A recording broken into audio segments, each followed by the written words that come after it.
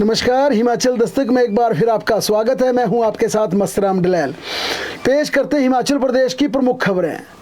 हिमाचल प्रदेश में पंचायत चुनावों को लेकर बने सस्पेंस के बीच पंचायत प्रधानों व अन्य प्रतिनिधियों के चुनाव लड़ने पर लगाई गई कड़ी शर्त के आदेश जारी हो गए हैं।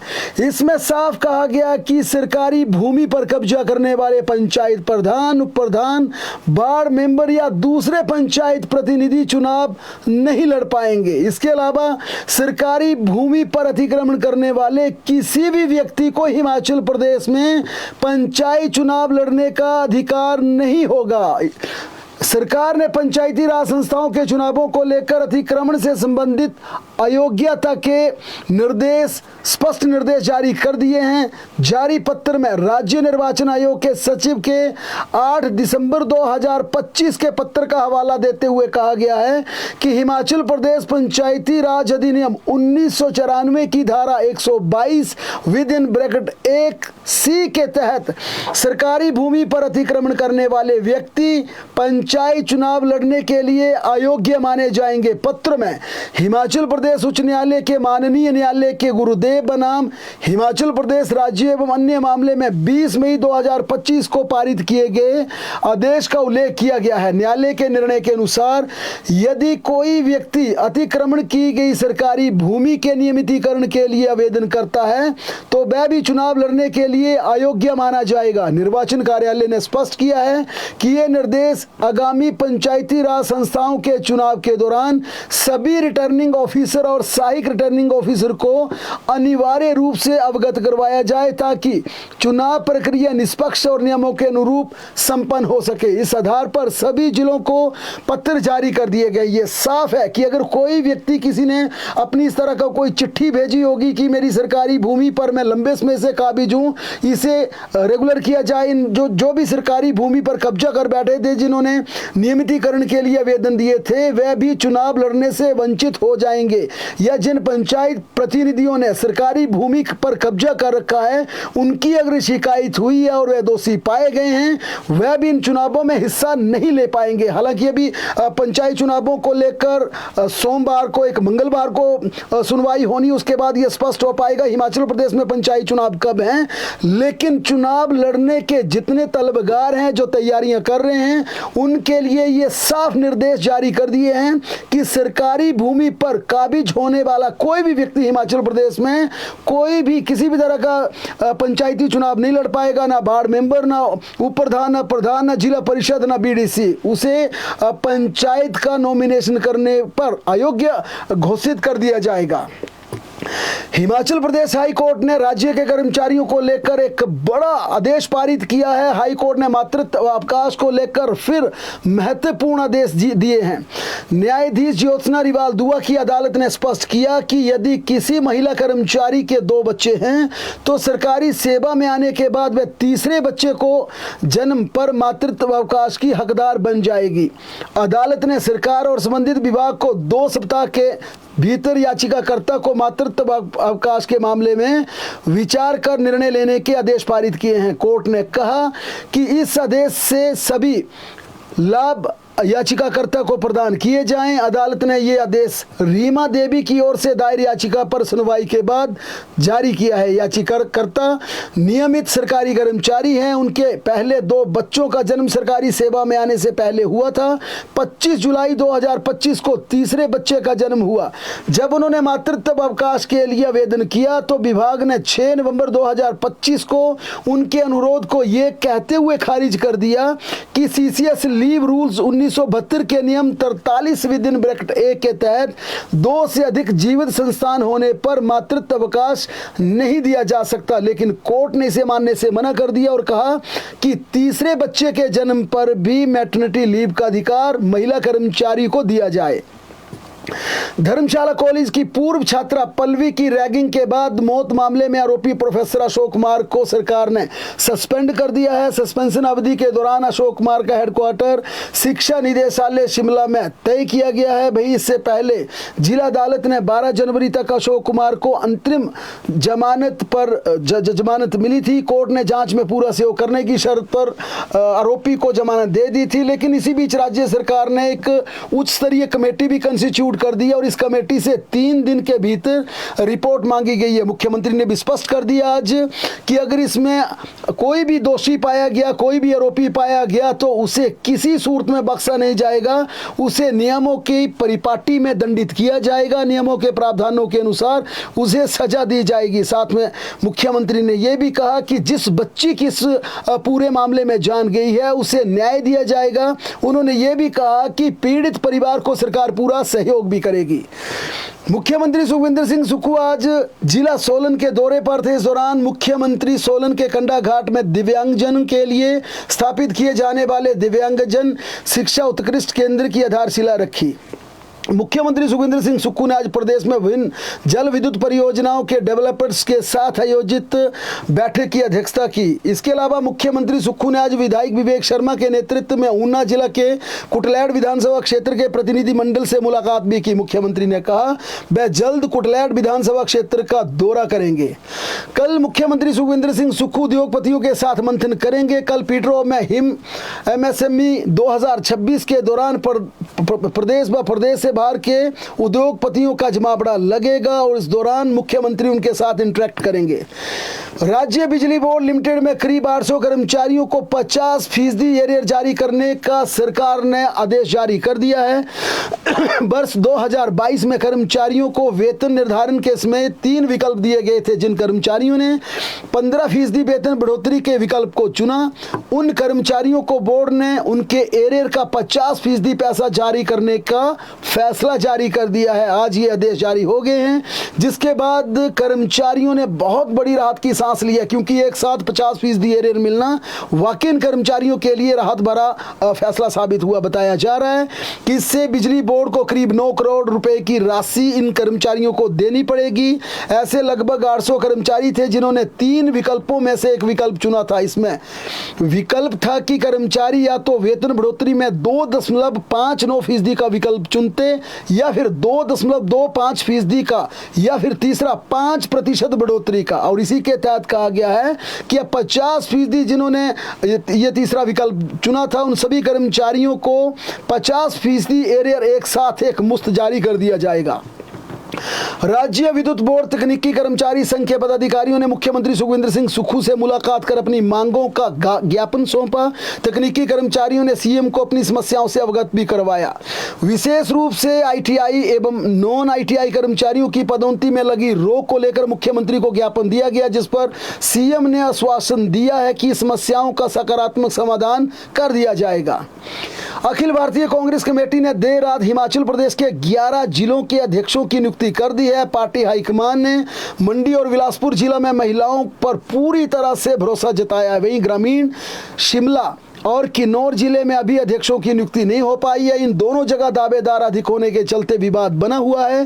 कांगड़ा में अनुराग शर्मा, हमीरपुर में सुमन भारती शर्मा को जिलाध्यक्ष नियुक्त किया गया। कुल्लू से शीश राम और लाहौल स्पीति से दोरजे अंगरूप को नियुक्ति दी गई है। ऊना में देशराज गौतम को जिलाध्यक्ष बनाया गया है। मंडी में पूर्व मंत्री कौल सिंह ठाकुर की बेटी चंपा ठाकुर, जो कि तेज तरार नेत्री मानी जाती है, उन्हें जिला मंडी की कमान सौंपी गई है। चंबा में युवा नेता एक शिक्षित को, एक पढ़े लिखे नौजवान को संगठन ने आगे किया है, क्योंकि केंद्रीय हाईकमान और मुख्यमंत्री दोनों का भरोसा सुरजीत कुमार पर बना हुआ था। इसके चलते सुरजीत कुमार भरमौरी को चंबा जिला का पार्टी अध्यक्ष बनाया गया है। सिरमौर में पार्टी हाईकमान ने हिमाचल निर्माता एवं प्रदेश के पहले मुख्यमंत्री डॉक्टर यशवंत सिंह परमार के पोते आनंद परमार को पार्टी का जिलाध्यक्ष बनाया है। सोलन से सुभाष चंद्र बरमानी को जिला की कमान सौंपी गई है। शिमला शहरी में इंद्रजीत सिंह को पार्टी का जिलाध्यक्ष बनाया गया, जबकि बिलासपुर में पूर्व अध्यक्ष अंजना धीमान को फिर से पार्टी का जिम्मा सौंपा गया है। ये नियुक्तियां संगठन सृजन अभियान के तहत की गई है। इन्हें तत्काल प्रभाव से लागू माना जाएगा। इनकी नियुक्ति से पहले पार्टी ने सभी जिलों में ऑब्जर्वर भेजे थे। इसकी रिपोर्ट के आधार पर जिलाध्यक्ष लगाए गए हैं। हालांकि अभी तक किन्नौर और रूरल शिमला का विवाद बना हुआ माना जा रहा है कि इन दोनों डिस्ट्रिक्ट को लेकर मसला कुछ समय के लिए लटक सकता है, क्योंकि नए सिरे से ऑब्जर्वर भेजे जा सकते हैं, कसरत ग्राउंड लेवल पे की जा सकती है। लेकिन जिलाध्यक्षों की नियुक्ति के बाद अब प्रदेश में कांग्रेस के ब्लॉक अध्यक्ष बनेंगे और उसे लेकर ये काफी रोचकता भरा ये पूरी तरह से ये पूरा मामला बना हुआ। क्या ये ब्लॉक अध्यक्ष भी केंद्रीय हाईकमान दिल्ली से नोटिफाई करेगा या फिर जिलाध्यक्षों की रिकमेंडेशन के आधार पर क्या हिमाचल प्रदेश कांग्रेस के अध्यक्ष विनय कुमार ब्लॉक अध्यक्षों की नियुक्ति कर पाएंगी? फिलहाल इसके लिए इंतजार करना पड़ेगा।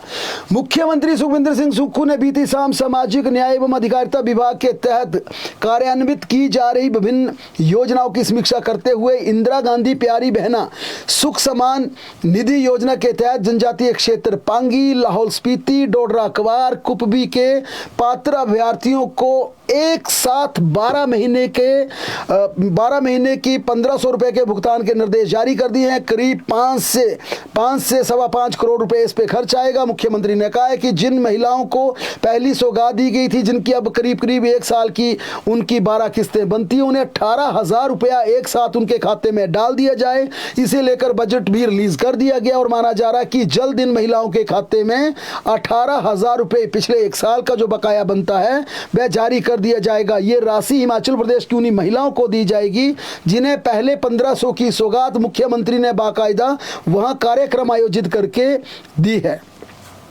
मुख्यमंत्री सुखविंदर सिंह सुक्खू ने बीती शाम जिला के उपायुक्तों के साथ आयोजित वर्चुअल बैठक के दौरान सभी डिस्ट्रिक्ट के वरिष्ठ अधिकारियों को अपना विद्यालय हिमाचल स्कूल एडॉप्शन कार्यक्रम के तहत सक्रियता से कार्य करने के निर्देश दिए।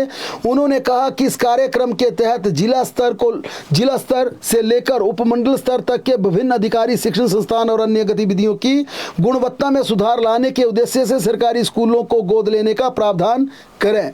उन्होंने निर्देश दिए कि प्रदेश के इस कार्यक्रम के तहत गोद लिए गए स्कूलों की सूची 5 जनवरी तक सरकार को प्रस्तुत की जाए।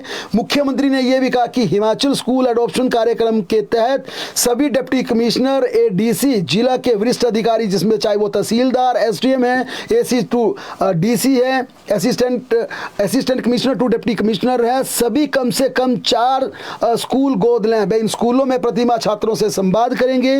उपायुक्त गोद लिए हुए स्कूलों का औचक निरीक्षण करेंगे। उन्होंने कहा अधिकारी महीने में एक बार इन स्कूलों का दौरा कर युवाओं के साथ संवाद स्थापित कर उन्हें करियर और प्रतिस्पर्धात्मक परीक्षाओं की तैयारी करने संबंधी जानकारी भी देंगे। यानी जो मुख्यमंत्री ने आदेश जारी किया उसके अनुसार अब डीसी, एडीसी, एसडीएम ये तमाम अधिकारी स्कूलों में जाएंगे जिन स्कूलों को अडॉप्ट किया होगा और उन बच्चों को लर्निंग प्रोसेस को उनका तेज करने के लिए उन्हें बताएंगे कि कम्पिटिटिव एग्जाम में आपने कैसे हिस्सा लेना है। अगर आपको यूपीएससी का एग्जाम क्रैक करना तो आपको किस तरह की तैयारी करनी है।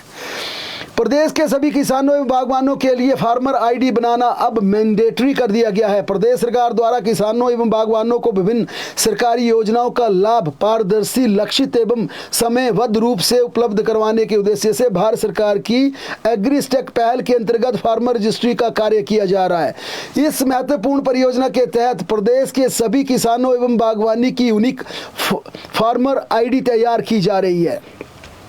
हिमाचल प्रदेश में town and country planning area के दायरे में आने वाली पंचायतों में भवनों के निर्माण के लिए अब एनओसी शुल्क तय कर दिया। यानी जो ग्रामीण इलाके जो टीसीपी के दायरे में आए हैं वहां पर फीस शुल्क का दरें तय कर दी गई हैं। डोमेस्टिक यानी कि घरेलू निर्माण के लिए 100 रुपये टीसीपी की शुल्क देनी होगी, जबकि कमर्शियल निर्माण के लिए 1,000 रुपये का शुल्क तय किया गया है और इसे नोटिफाई भी कर दिया गया है।